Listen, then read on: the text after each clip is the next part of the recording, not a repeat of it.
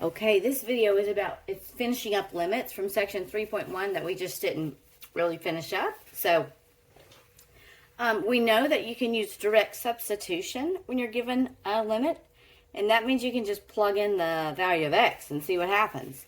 And so in number 1, let's see what happens. If we plug in 3 here, that's going to be 3 squared, which is 9, minus 3 minus 1 over the square root of 3 plus 1. And so that's going to give us 9 minus 3 is 6, minus 1 is 5, over 3 plus 1 is 4, the square root of 4 will be 2. So we find out that the limit for number 1 is 5/2. We just plugged in the value to see what would happen. In number 2, which is number 36 on your worksheet, if you just did direct substitution, this would look like the cube root of 8 minus 8. And the cube root of 8 is 2, minus 8 is negative 6. So we find out that the limit as x goes to 8 of the cube root of x minus x would be negative 6 by direct substitution. Number 3, if we were to plug in negative 3, see what would happen? We get negative 3 minus 3 over negative 3 squared plus 5 times negative 3 plus 4 is a negative 6 over a 9 minus 15 plus 4. 9 minus 15 is negative 6. Negative 6 plus 4 is negative 2. So we get a negative 6 over a negative 2 or a 3. That is what this limit is when x goes to negative 3. So that's number 38 on your worksheet. So sometimes you use direct substitution, you just find the value, and that works out really nicely. But there's something called indeterminate forms, and that is when you use direct substitution and you plug in the value and something odd happens, you end up with a 0 over a 0 or infinity divided by infinity, and you can't really know exactly what that means. So if we try this one, the limit as x goes to 2 of this, and we use direct substitution, we'll get 2 squared is 4 plus 2 minus 6 over 2 minus 2 is what we get in the denominator. So 4 plus 2 is 6, minus 6 is a 0, 2 over 2 is 0. We get an indeterminate form. What this means to us is we have to come back and work harder on here. We have to come back and figure out what the limit really is. For number 5 on your sheet, I'm going to come back to 4. For number 5, which is number 44 on your sheet, if we use direct substitution and we put in 5 squared, this would be 25. Minus 3 times 5 would be minus 15, minus 10, over 5 minus 5. We find that we get 25 minus 25 over 5 minus 5, another indeterminate form. Come back and work harder. For number 6, if you plugged in negative 3 times negative 3 is 9 minus 9 over 9 plus negative 3 or minus 3 minus 6. We'll get a 9 minus 9 over a 9 minus 9, which is another indeterminate form. Come back, work harder. Number 40 on your sheet is this one. If you plugged in negative 2, you get negative 2 squared, which is 4, minus 4 over negative 2 plus 2, which is a 0 over a 0. We have to come back and work harder. If we plugged in 0, this is number 46 on your sheet. If you put in 0 for x, you'd get a negative 1/2 plus a 1/2. If you plug in 0 for x over 0, we get a 0 over 0, another indeterminate form. Number 9, plug in 36. The square root of 36 is 6 minus 6 over 36 minus 36. We get another indeterminate form. Got to work harder on that one. Number 10, if we plugged in 4, we'd get the square root of 4 is 2 minus 2 over 4 minus 4, which is 0 over 0, which means you just can't know what the limit really is at these values, at these functions. We have to do more math. So, what kind of math? Well, let's look at number 4.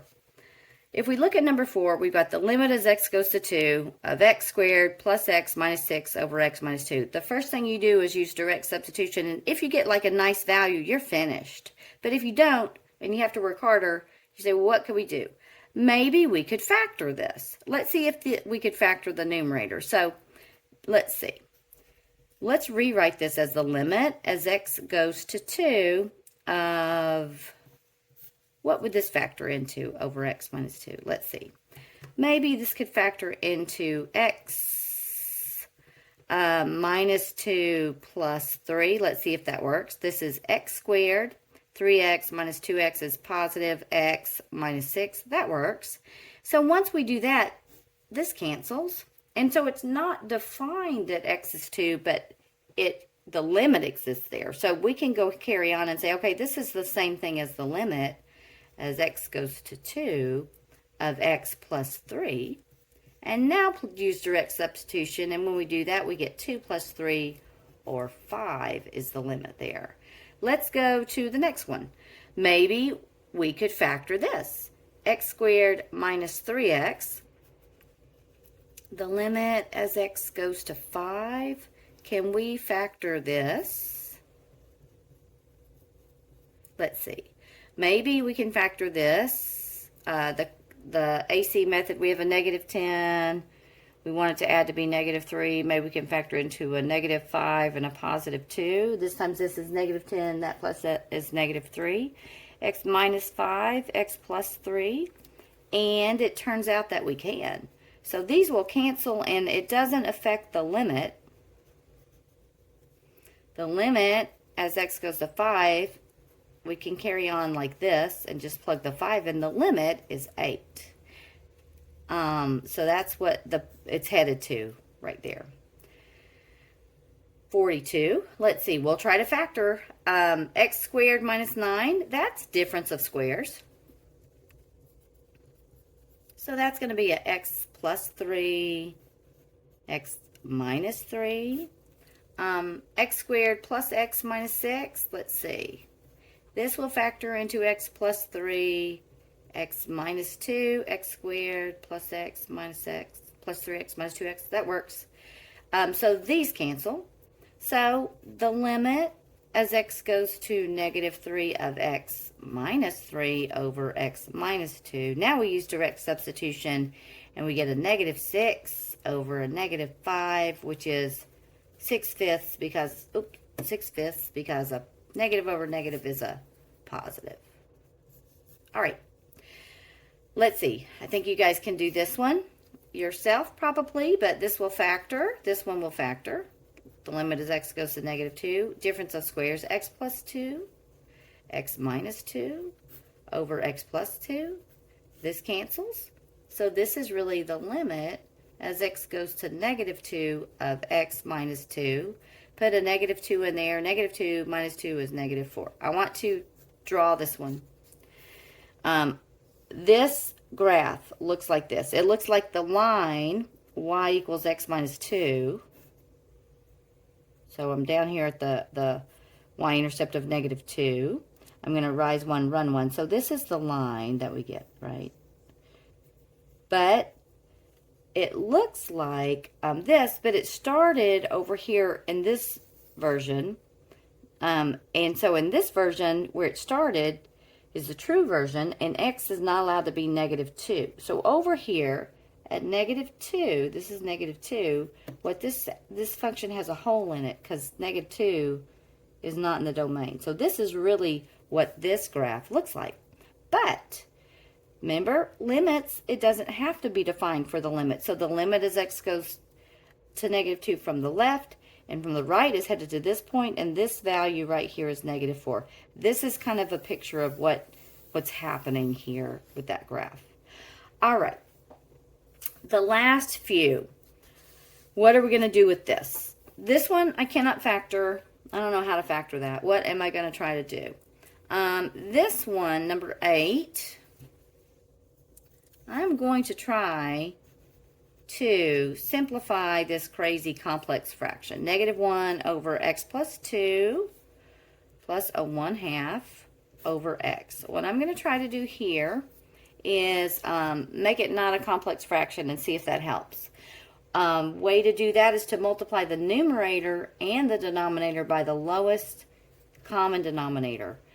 And so I see a 2 times a x plus 2 would be a nice common denominator.